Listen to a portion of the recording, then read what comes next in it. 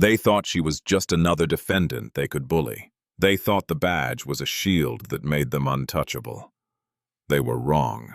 In the quiet halls of the 4th District Courthouse, Officer Garrett Pike made the biggest mistake of his life. He raised his hand against Member of Parliament Elena Voss. He expected her to cower. Instead, he woke up on the floor with his career and his life shattered. This is not just a story about a fight. It is a story about the brutal, unstoppable force of karma. This is what happens when the system tries to break the wrong woman. The rain was coming down in sheets on the outskirts of Oak Creek, a town that sat uncomfortably between old money and decaying industrial sprawl. It was a gray day that seemed to leach the color out of everything. Elena Voss tightened her grip on the steering wheel of her modest Ford sedan. At 42, she did not look like the powerhouse she was. She wore a simple beige raincoat over a business suit, her hair pulled back in a severe, practical bun. To the casual observer, she might have looked like a school principal or a mid-level manager, but anyone who looked closer, specifically at her eyes, saw the steel. She was the newly elected member of Parliament for the district, a woman who had clawed her way up from the projects of East Oak Creek through law school on a scholarship and finally into the halls of legislative power. She was not part of the club. She was the disruption, and Officer Garrett Pike hated disruptions. Garrett Pike sat in his patrol car, concealed behind a billboard advertising a personal injury lawyer. He was a man of thick proportions, thick neck, thick arms, and a thick skull. He had been on the force for years, long enough to know exactly how far he could bend the rules before they snapped. He was known in the precinct as the Bulldog. He was not smart, but he was loud. And in Oak Creek, loud often won. He saw the Ford roll past. It was technically speeding, the infraction practically negligible. But Pike saw the driver's profile. He saw a black woman in a decent car looking confident. It rubbed him the wrong way. It was a slow afternoon, and he felt like asserting some dominance. The lights flashed, blue and red, fracturing the rainy gloom. Elena sighed, checking her rearview mirror. "You've got to be kidding me," she muttered. She pulled over safely, killed the engine, and placed her hands at the 10 and 2 positions on the wheel. She knew the drill. She had given seminars on the drill. Pike took his time approaching. He adjusted his belt, hitched up his pants, and tapped on the glass with his flashlight, even though it was daytime. Elena rolled the window down. "Good afternoon, officer. Was I speeding?" Pike did not answer immediately. He leaned down, letting the rain drip from the brim of his hat into the car. He chewed on a piece of gum with an obnoxious, wet, smacking sound. "License and registration," he said flatly. Elena moved slowly. "I'm reaching into my glove box." She narrated her movements, a habit from her days as a defense attorney, representing kids who had not been so lucky. She handed over the documents. Pike glanced at the ID, Elena Voss. The name meant nothing to him. He did not follow politics. He followed sports and precinct gossip. He read the letters on the special license plate designation on the registration, but he misread it or did not care. "What's this, military police?" he scoffed. "You don't look like military." "Member of Parliament," Elena corrected him, her voice cool and steady. "I represent this district." Pike laughed. It was a harsh, barking sound. "Is that right? Well, Member of Parliament, you were speeding." "And my speedometer said otherwise, officer." "Are you calling me a liar?" Pike's tone shifted instantly. The bully had arrived. "I'm stating a fact. If you issue the ticket, I'll contest it in court. That is my right." Pike's face reddened. He was not used to backtalk. Certainly not from women, and definitely not on a rainy day. He leaned in further, his face inches from hers. "You think you're special? Because you got some fancy title out here? I'm the law. You're just another speeder." He snatched the license back. "Step out of the car." "For a speeding ticket?" Elena asked, her eyebrows rising. "That is not standard procedure, officer. She glanced at his badge. "Pike, I smell alcohol." Pike lied. It was smooth, practiced, the universal justification for escalation. Elena did not drink. She had not touched a drop in years. She knew exactly what this was. She unbuckled her seatbelt and stepped out into the rain. She stood 5'9", tall for a woman, and she stood straight. She did not shiver despite the cold. "Turn around. Hands on the hood," Pike barked. He patted her down far more roughly than necessary. His hand lingered on her waist, a power move designed to humiliate. Elena did not flinch. She was cataloging everything. The smell of stale tobacco on his breath, the unauthorized patch on his vest that read Predator, the lack of a body camera, or rather, the fact that it was conveniently switched off. "You're resisting," Pike whispered in her ear. "I am standing perfectly still," Elena said, her voice dropping an octave. "Officer Pike, I strongly suggest you write the citation and let me go. You're making a mistake." "Is that a threat?" Pike spun her around, slamming her back against the wet metal of the car. "It's legal counsel," Elena replied. Pike handcuffed her. He did it tight, the metal biting into her wrists. "Disorderly conduct, resisting arrest, and let's add assault on an officer just for the attitude." He shoved her into the back of the cruiser. As the door slammed shut, separating her from the rainy world, Elena did not cry. She did not panic. She stared at the mesh divider, her eyes narrowing. Pike climbed into the front seat, chuckling to himself. He picked up his radio. "Dispatch, bringing one in. Unruly female, agitated." He thought he had bagged a trophy. He had no idea he was transporting a live grenade. The holding cell at the 4th Precinct smelled of bleach and despair. Elena had been there for some time. They had fingerprinted her, taken her mugshot, and stripped her of her blazer. She sat on the cold bench in her white blouse, now stained with rain and grime. She had used her one phone call to reach Harlan Brooks. Harlan was not a politician. He was a shark in a three-piece suit. He had been Elena's mentor in law school and was now one of the most feared civil rights attorneys in the state. When he arrived at the precinct, the atmosphere changed. The desk sergeant, a man named Marcus Reed, who was usually asleep, sat up straight. Harlan did not yell, he whispered, and when Harlan Brooks whispered, people lost their pensions. By the time Elena was released on bail, she walked out of the station, her wrists bruised. Harlan was waiting by his car. "They charged you with assault?" he asked, lighting a cigarette. "He said I lunged at him," Elena said, rubbing her wrists. "There's no dashcam footage. He claimed it malfunctioned." "Of course it did." Harlan exhaled smoke into the night air. "Judge Elias Thorne is sitting tomorrow. You know him?" Elena let out a bitter laugh. "Elias Thorne, the man who thinks the 50s never ended. Yes, I know him. It's a setup, Elena. Pike and Thorne play poker together. The union is already spinning this. They leaked the mugshot. Drunk MP attacks hero cop. It's on the morning news." Elena looked at her phone for the first time. Her notifications were a wall of hate, calls for her resignation, racist vitriol.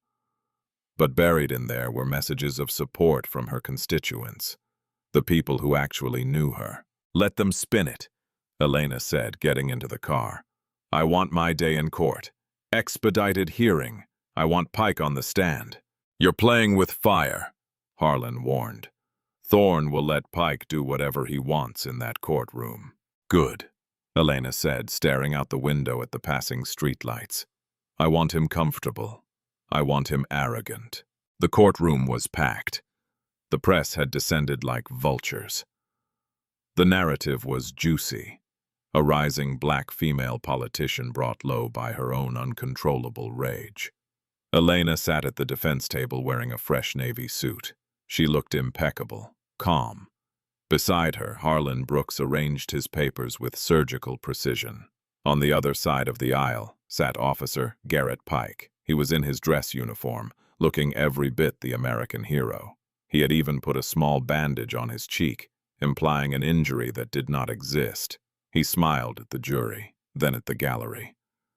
When his eyes landed on Elena, the smile curled into a sneer. Judge Elias Thorne swept in. He was a man with a face like a crumpled paper bag and eyes that held zero warmth. "All rise," the bailiff intoned. "Be seated." Thorne grunted. He looked over his spectacles at Elena. "Ms. Voss, a disturbing set of charges for an elected official." "They are fabricated charges, Your Honor," Harlan said, standing up. "We will see." Thorne dismissed him with a wave. "Prosecution, call your witness." The prosecutor, a young man named Quinn Vale, who looked as though he had not slept in a week, called Officer Pike. Pike took the stand. He placed his hand on the Bible and swore to tell the truth. Elena watched him. She was analyzing his body language, the way he leaned back, the way he smirked at his buddies in the back row. He felt safe. "Officer Pike," Quinn began, "tell us what happened." Pike launched into a performance. "Well, I stopped the defendant for erratic driving, dangerous speeds. When I approached, she was belligerent, screaming. I tried to de-escalate, but she smelled of alcohol. When I asked her to step out, she swung at me, scratched my face. I had to subdue her for her own safety." The gallery murmured. The press scribbled furiously. "Liar," Elena whispered. "Objection," the prosecutor shouted. "The defendant is intimidating the witness." "Sustained," Judge Thorne banged his gavel. "Ms. Voss, one more outburst and I will hold you in contempt." "Your Honor?" Elena stood up. She could not help herself. She was a lawyer. She knew the rules, but the injustice was burning a hole in her chest. "He is lying under oath. Request to treat the witness as hostile." "Denied," Thorne snapped. "Sit down, or you'll be in a cell before lunch." It went on for some time. Pike painted Elena as a monster. He described her as hysterical and animalistic. He used every dog whistle word in the book. Finally, it was time for cross-examination, but instead of Harlan, Elena stood up. "Your Honor, I will represent myself for the cross," she said. Harlan hesitated, then nodded. He knew she needed to do this. Elena walked to the center of the room. She did not stay behind the podium. She walked right up to the witness stand. She was close enough to smell the cheap cologne Pike was wearing. "Officer Pike," Elena began, her voice ringing clear without a microphone. "You stated I scratched you." "That's right," Pike said, touching the fake bandage. "And yet my fingernails are, and have been for years, short military regulation length." She held up her hands for the jury. "How did I scratch you, officer?" "You used your keys," Pike stammered, improvising. "My keys were in the ignition. You admitted that in your police report." Elena picked up the report from the evidence table. Page 2, keys remained in vehicle. "So, are you lying now, or were you lying then?" Pike's face flushed. "I don't remember every detail. It was a chaotic situation." "Chaotic, because you made it so." Elena pressed. "Officer, isn't it true you have excessive force complaints in your file?" "Objection," Quinn shouted. "Relevance." "Sustained," Thorne barked. "Move on, Ms. Voss." Elena did not back down. She moved closer. She was inside Pike's personal space now.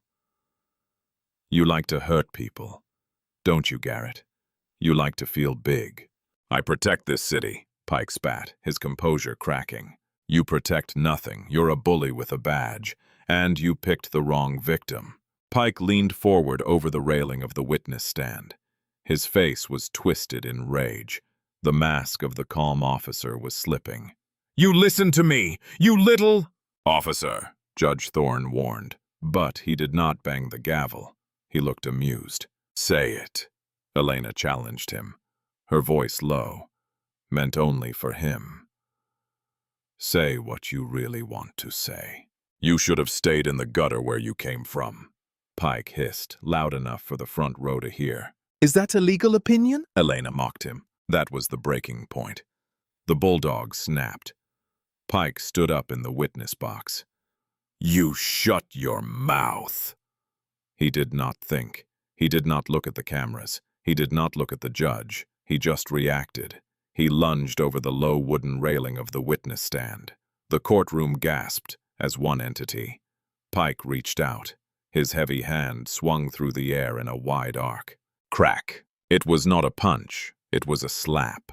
A disrespectful, dismissive, open-handed slap across Elena Voss's face. The sound echoed off the mahogany walls like a gunshot. Elena's head snapped to the side. The courtroom went dead silent. Even the air conditioning seemed to stop. Judge Thorne froze, his gavel hovering in midair. The prosecutor dropped his pen. Time suspended. Pike stood there breathing heavily, his hand still raised, realizing what he had just done. He had just physically assaulted a member of Parliament in open court, on camera, in front of a judge. But the story was not about the slap. It was about the response. Elena slowly turned her head back to face him. Her lip was bleeding. A drop of bright red blood ran down her chin. But her eyes were absolute zero. She did not look like a politician anymore. She looked like the soldier she used to be. "Mistake," Elena whispered. The silence following the slap lasted exactly 2 seconds. It was broken not by a scream, but by movement. Officer Pike, realizing the magnitude of his error, tried to double down. His arrogance would not let him retreat.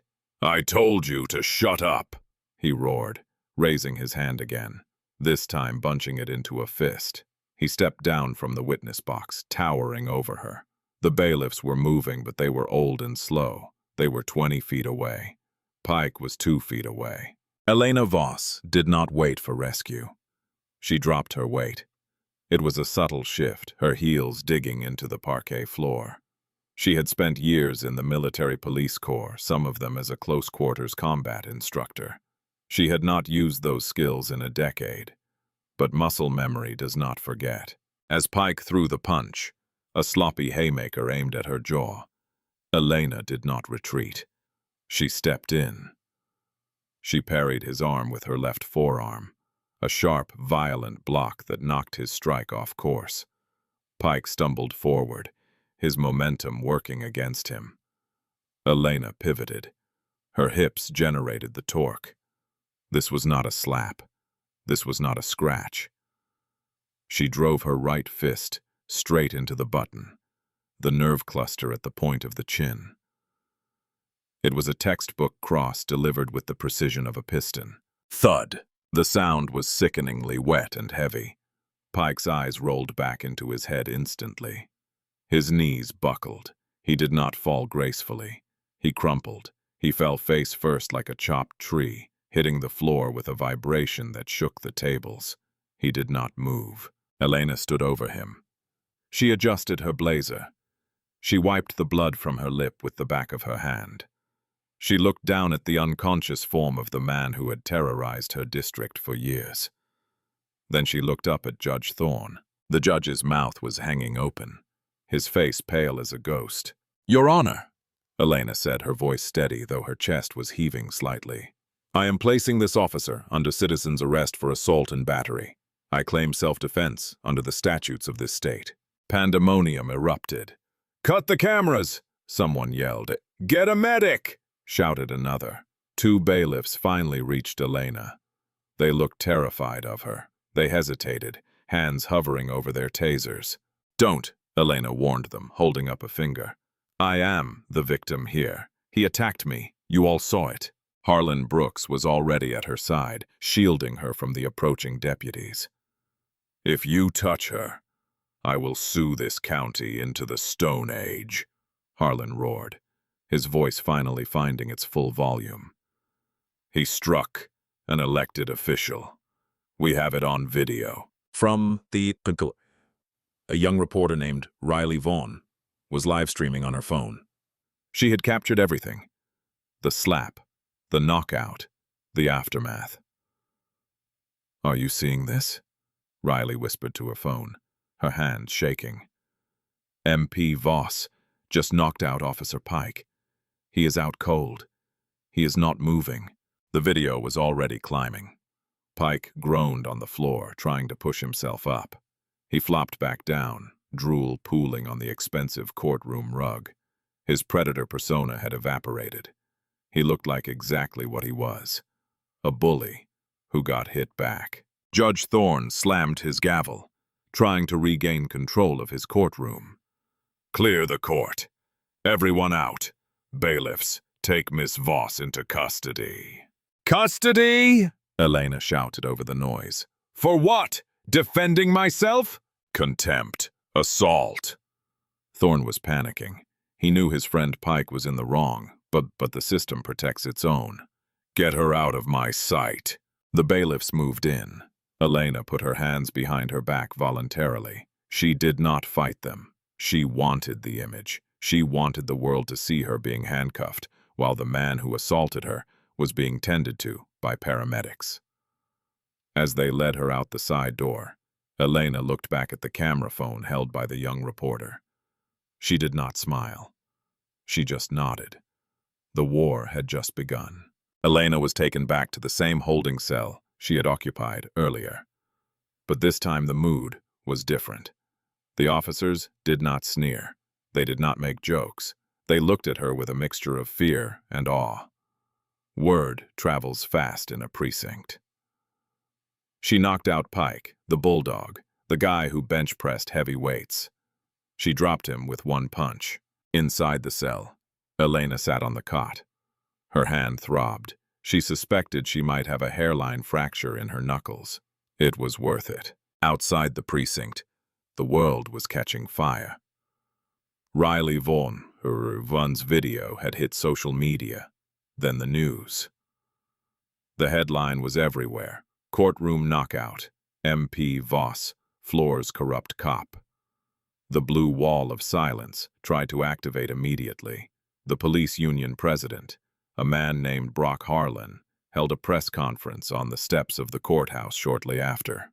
This was a vicious, unprovoked attack on a decorated officer. Harlan lied, sweating profusely under the television lights. Officer Pike was attempting to maintain order. Miss Voss used lethal martial arts techniques. We are calling for her immediate removal from office and felony charges. But Harlan had a problem. The internet sleuths had enhanced the audio from the courtroom feed. They heard Pike's whisper, "You should have stayed in the gutter where you came from." They heard the slap. The narrative was not holding. Meanwhile, in the hospital, Garrett Pike woke up with a wired jaw. He was in a private room guarded by two sympathetic officers. His head felt like it had been split open. He checked his phone. His inbox was full, not with support, but with hate and fear. A text from Judge Elias Thorne. "You idiot. You ruined everything. Keep your mouth shut." Pike threw the phone against the wall. He was the victim. Why was no one seeing that? Back at the jail, Harlan Brooks arrived with a writ of habeas corpus. He looked energized. He looked like a man who was about to eat a steak dinner. "You're trending in multiple countries," Harlan said through the bars. "Is that good?" Elena asked, icing her hand with a cold water bottle a sympathetic rookie had given her. "It's leverage," Harlan said. "But they are going to play dirty, Elena. They're going to dig up everything, your ex-husband, your brother's drug charge, everything. My brother has been clean for years. My ex-husband is a footnote. Let them dig," Elena said. "What about Pike?" "He's in the hospital. Concussion, broken jaw, ego death." Harlan grinned. "But here's the real news. Since the video went viral, my phone has been ringing off the hook. Not reporters, victims." Elena sat up straighter. "Victims of Pike? Dozens of them." Harlan lowered his voice. "People who were too scared to speak up. A shopkeeper he extorted. A teenager he beat up in an alley. A woman whose sexual assault case he buried because the suspect was his cousin." Elena's eyes hardened. "Get their statements. All of them. I'm already on it." "But Elena, there's something else." Harlan looked around to ensure they were not being listened to. One of the callers was a clerk for Judge Thorne. She says she has proof that Thorne and Pike were running a racket. Traffic fines, bail bonds, a pipeline of money. Elena stood up, the pain in her hand forgotten. "That's it. That's the kill shot. We need the evidence, Harlan warned. And Thorne knows we're coming for him. He just signed a warrant for a search of your home. They're looking for drugs, weapons, anything to discredit you. Let them search, Elena said. My house is clean. But if they plant something, I have a private investigator watching your house right now, Harlan assured her. If they plant a toothpick, we'll know. The door to the cell block opened. The chief of police, Chief Marcus Reed, walked in. He looked tired. He was a man who tried to walk the line, but the line had just been erased. Miss Voss, Reed said, you're being released on your own recognizance. No bail? Elena asked archly. The district attorney decided it wasn't prudent given the public sentiment, Reed said. He unlocked the cell door himself. Chief, Elena said, stepping out. I want Pike's badge and I want Thorne's gavel. Reed looked at her. He did not argue. If half of what I'm hearing is true, Miss Voss, you might just get them. Elena walked out of the precinct into a sea of flashbulbs. The crowd was massive. People were chanting her name. She did not wave. She did not smile. She walked to the microphone set up by the press. She looked directly into the lens. Today, a man thought he could put me in my place, Elena said, her voice amplified over the crowd. He thought his badge gave him the right to assault a citizen. He found out that he was wrong, but this isn't about me. This is about every person in Oak Creek who has been slapped, beaten, or silenced by men like Garrett Pike. I am not just going to fight my charges. I am going to burn their corruption to the ground. If you have a story, come to me. Do not be afraid anymore. The bully is down. The crowd roared, but across town in a dimly lit office, Judge Elias Thorne was pouring a drink. He was not done. He picked up a burner phone and dialed a number. We have a problem, Thorne said. The Voss woman, she needs to disappear. Not a hit, that's too loud. Make it a scandal, destroy her credibility tonight. The voice on the other end was raspy. It'll cost you. Just do it. Thorne slammed the phone down. Elena had won the fight, but the war for her life was entering the dangerous phase. The attack on Elena Voss's reputation did not begin with a scream. It began with a whisper, digital and insidious. Elena was awake in her home, a modest two-story colonial in the quiet part of the district.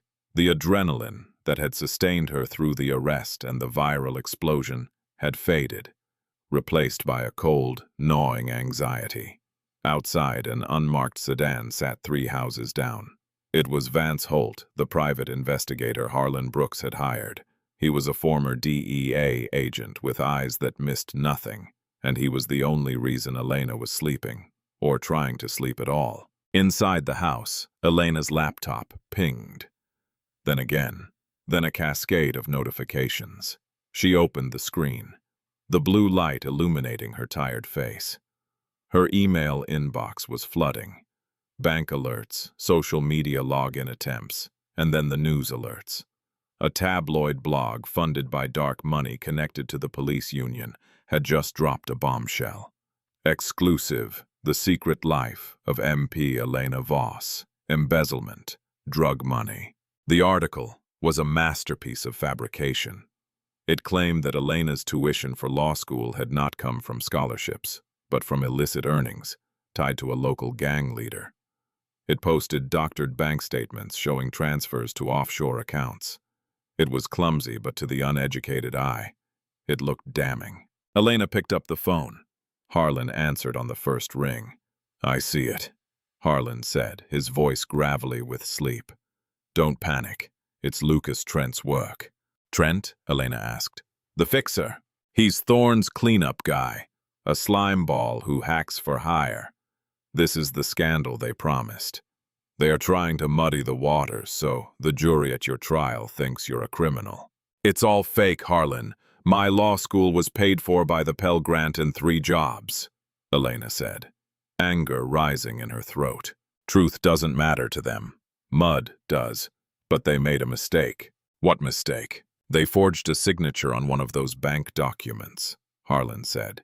They used the signature of a bank manager named Robert Holloway.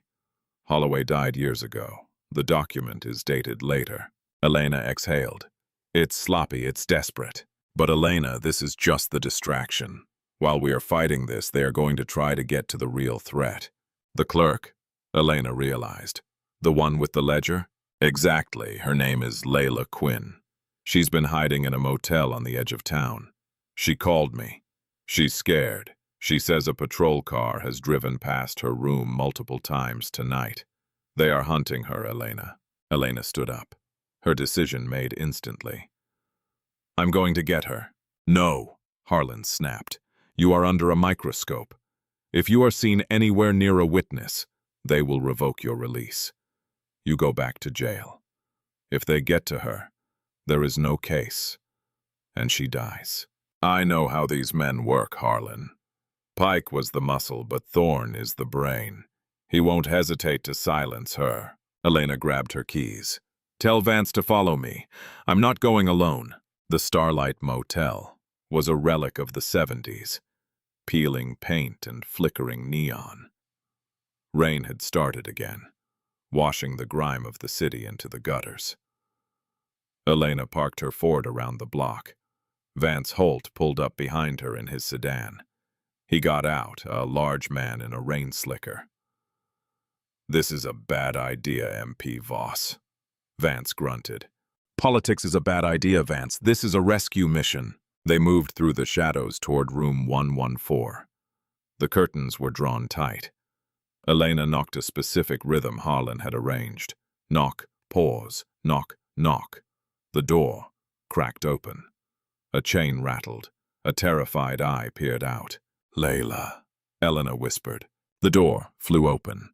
Layla Quinn was a small woman in her late 30s, trembling, clutching a thick leather-bound book to her chest. She looked like a rabbit caught in a trap. They know I'm here, Layla sobbed, pulling Elena inside. I saw Pike's partner, Officer Nolan. He was here. We're getting you out, Elena said, her voice calm and commanding. Vance, check the perimeter.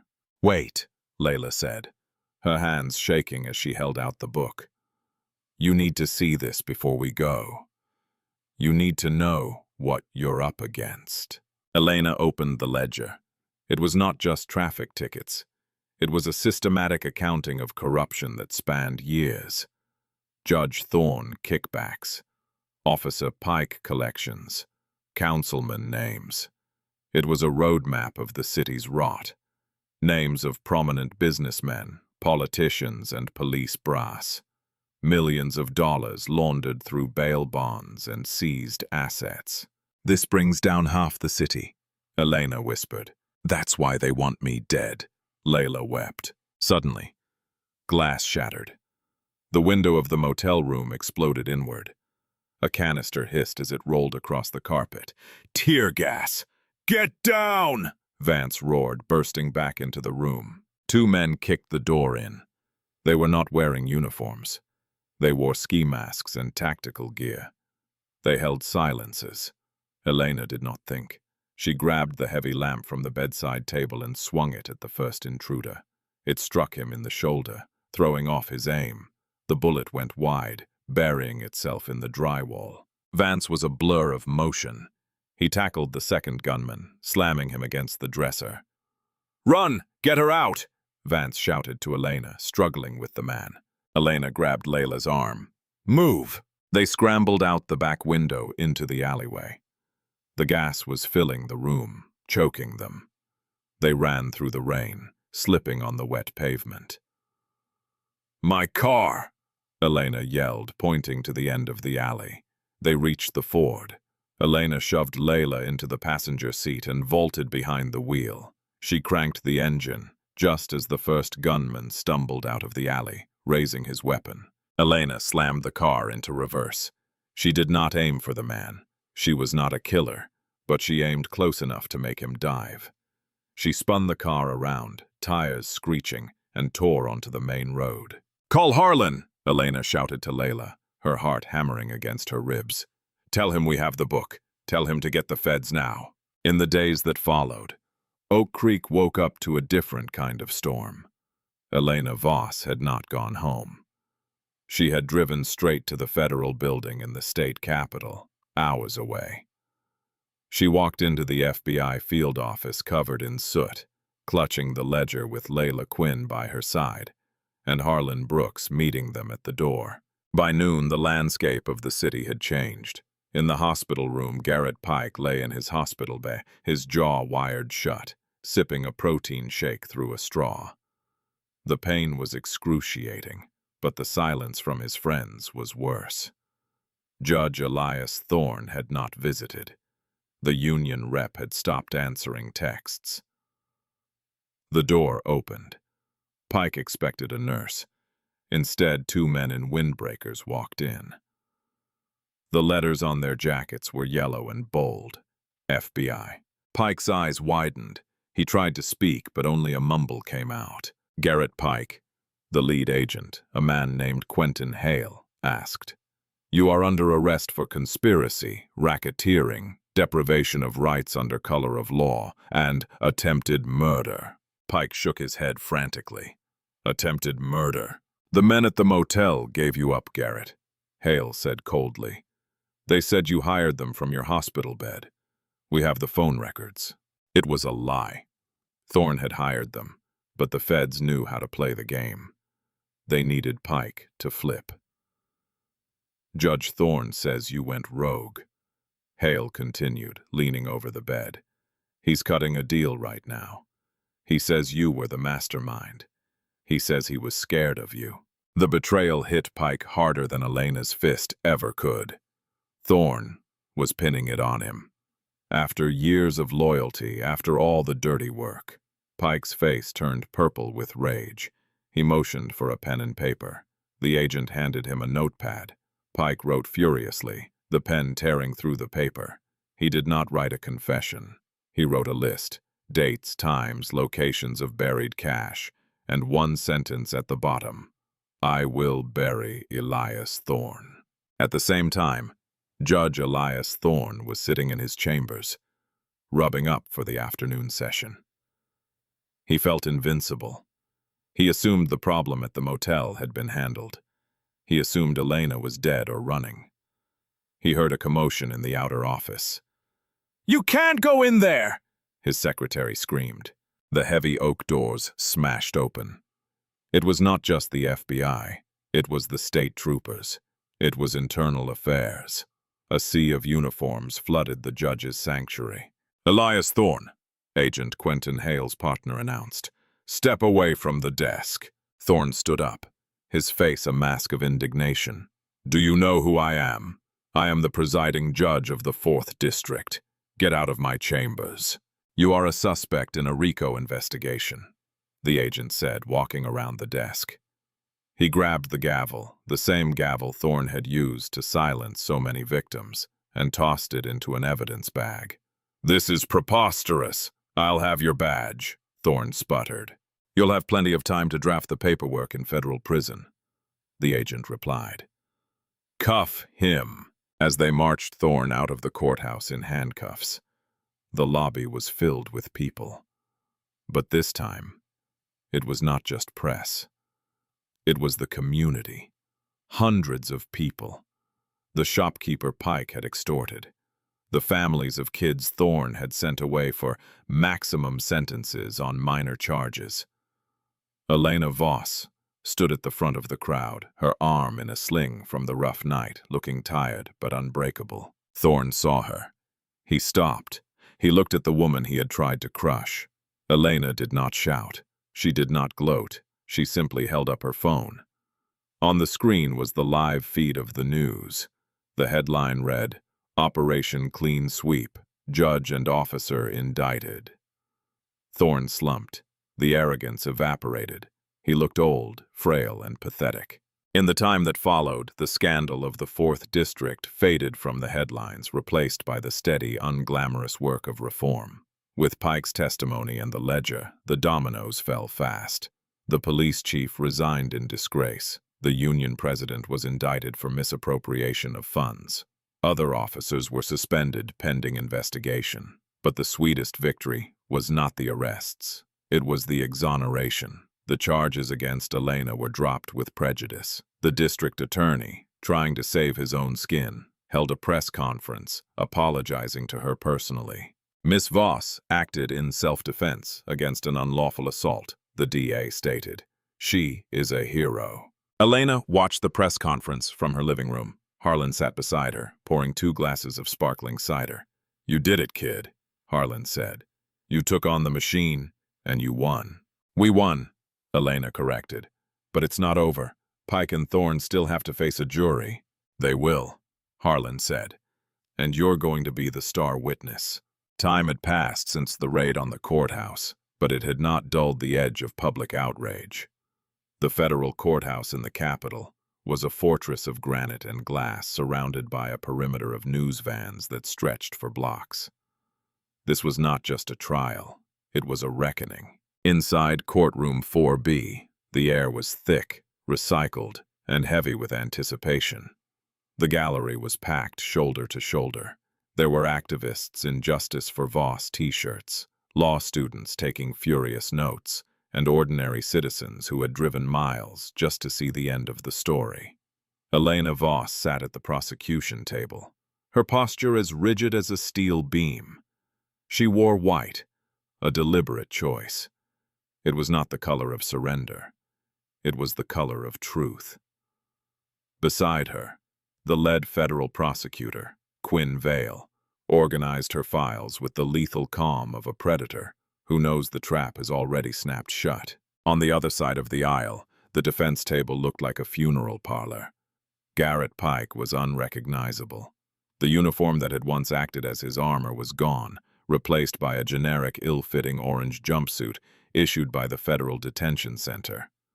The months in solitary confinement for his own protection had hollowed him out. He had lost weight. His skin was sallow. His eyes darted nervously around the room, unable to land on anything for more than a second. The bulldog was gone. Only a frightened animal remained. Judge Elias Thorne sat 2 chairs away, separated from his former enforcer by a high-priced defense attorney, who looked as though he would rather be anywhere else. Thorne was trying to maintain the facade of the distinguished jurist. He wore a sharp suit, but his hands trembled uncontrollably, a tremor he tried to hide by clasping them tightly on the table. "All rise," the bailiff bellowed. Federal Judge Vivian Hale entered. She was a woman known for zero tolerance of theatrics. She took her seat, her eyes sweeping over the courtroom before landing on the defendants. "Be seated," she commanded. "We are here for closing arguments and the verdict in United States versus Elias Thorne and Garrett Pike." The trial had been a marathon of damning evidence. The jury had seen everything. The ledger Layla Quinn had saved from the motel, the bank records, the testimony of the shopkeepers Pike had extorted. But the centerpiece, the image burned into everyone's mind, was the video of the slap. It was time for Elena to take the stand one last time, not as a defendant, but as the voice of the victim. Prosecutor Quinn Vale stood up. "The government calls Elena Voss." Elena walked to the witness stand. The silence in the room was absolute. Every eye was fixed on her. She swore the oath, her voice clear and resonant, reaching the back of the gallery without a microphone. "Miss Voss," Quinn began gently, "the defense has argued that Officer Pike was under extreme stress. They've argued that Judge Thorne was unaware of his subordinate's actions.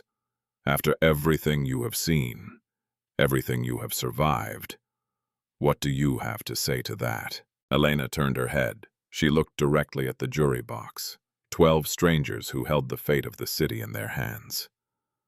Then she slowly turned her gaze to Garrett Pike. For the first time in months, he looked up, and their eyes locked. He flinched. "I have spent my life believing in the law," Elena began, her voice low but carrying a quiet power. "I climbed from the bottom of Oak Creek to the halls of Parliament believing that the system works if you fight for it. But when Officer Pike raised his hand to me in that courtroom, when he struck me across the face, he wasn't just hitting a woman. He wasn't just hitting an MP. She paused, letting the words hang in the air. He was striking every person in this city who has ever been too afraid to speak. He was banking on my fear. He thought that because he wore a badge, he owned my dignity. He thought that because Judge Thorne sat on the bench, the truth didn't matter. Elena leaned forward slightly, her hands gripping the railing of the witness stand. I didn't hit him back out of anger. I didn't knock him out because I wanted to hurt him. I did it because in that split second, I had to prove that we are not property. We are citizens. And when the law becomes a weapon used by criminals in uniform, it is the duty of the righteous to break that weapon. A juror in the front row wiped a tear from her cheek. Even Judge Hale seemed to hold her breath. They aren't victims of stress, Elena finished, her voice hardening into diamond. They are the architects of their own destruction. The jury deliberated for hours. When the buzzer sounded indicating they had reached a decision, the atmosphere in the courtroom shifted from tension to electricity. The defendants were ordered to stand. Pike needed help. His legs seemed to have turned to water. Thorne stood stiffly, staring at a spot on the wall, refusing to accept reality. The foreman, a mechanic from a neighboring county, stood up with the verdict sheet in his hands. His hands were shaking. In the matter of the United States versus Garrett Pike, the foreman read, on count 1, conspiracy to violate civil rights, guilty. On count 2, wire fraud, guilty. On count 3, assault on a federal witness, guilty. Every guilty was a hammer blow. Pike let out a low, keen sound like a wounded dog. He slumped forward, his forehead hitting the table. The tough guy, the man who had terrorized Oak Creek, dissolved into a sobbing mess. In the matter of Elias Thorne, the foreman continued. Thorne stiffened. On count 1, racketeering, guilty. On count 2, money laundering, guilty. On count 3, solicitation of murder, guilty. Thorne's face went gray. The facade crumbled. He looked suddenly ancient, a man watching his legacy turn to ash. He was looking at decades. He would die in a concrete box. Judge Hale banged her gavel, a sound of finality that echoed through the room. Sentencing is set for a later date. The defendants are remanded to custody immediately. Court is adjourned. The gallery erupted. It was not a cheer, it was a collective exhale of relief, a release of years of pent-up trauma. As the marshals moved in to shackle the men, a strange, quiet moment occurred in the chaos. As they dragged Pike past the prosecution table, he stopped. He dug his heels in for a second. He looked at Elena. His eyes were red, wet, and filled with a terrifying clarity. I'm sorry, he whispered. It was raspy, broken. I didn't know. Elena stood up. She towered over him in that moment, not physically but spiritually. She looked at the man who had tried to destroy her life. She did not offer forgiveness. Forgiveness was cheap, and this had cost too much. You knew, Garrett, she said, her voice cold as winter. You just didn't think it would cost you anything. Do your time and learn to be a man. The marshals yanked him away. The heavy doors slammed shut behind them. The exit from the courthouse was a scene from a movie, but the emotions were raw and real. When Elena pushed open the double door and stepped out into the afternoon sun, the roar was deafening. Cameras flashed like lightning. Microphones were thrust into her face, but Elena did not look at the press. She looked at the people. There were hundreds of them.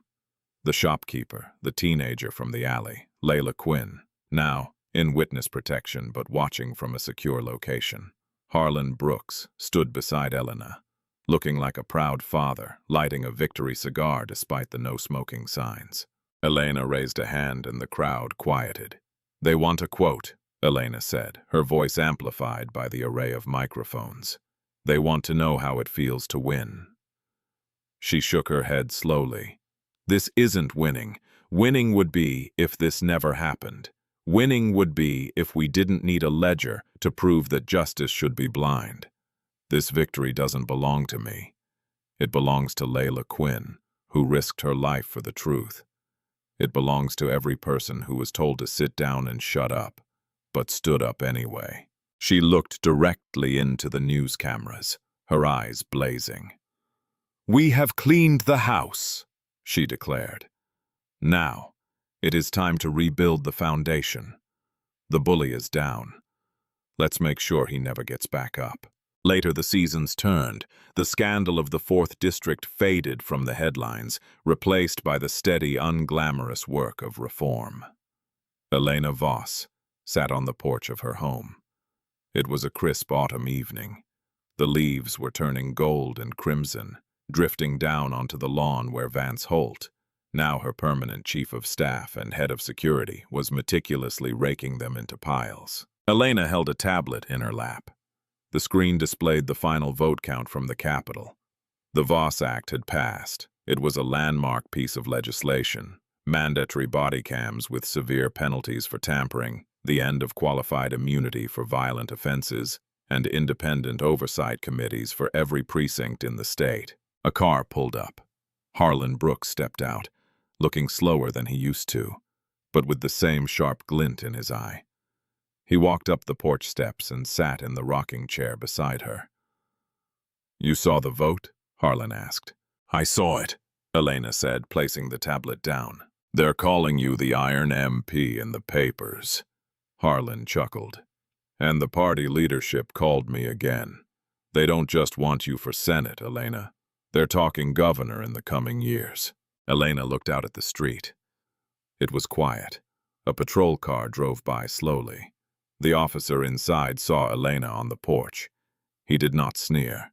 He did not intimidate.